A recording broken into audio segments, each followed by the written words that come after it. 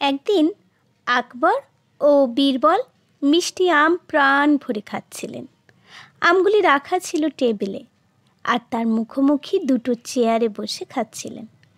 খাওয়ার ফাঁকে বীরবল ছোট ছোট মজার গল্প শোনাচ্ছিলেন সম্রাটকে। আকবর সবই উপভোগ করছেন।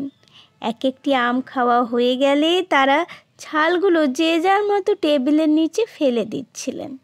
হঠাৎ আকবরের মনে হলো বীরবলকে একটু অস্বস্তিতে ফেলা হলে কেমন হয়। তিনি তাই আস্তে করে তার দিকে জড়ো হওয়া ছালগুলো পা দিয়ে ঠেলে দিলেন বীরবলের দিকে, আর তার অজান্তেই।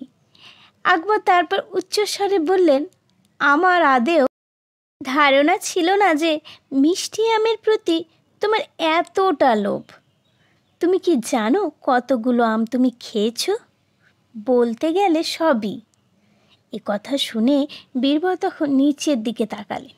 দেখলেন প্রায় সব আমের ছালগুলো জড়ো হয়ে আছে তার পায়ের কাছে, আর আকবরের পায়ের কাছে টেবিলের নিচে একটাও ছাল নেই।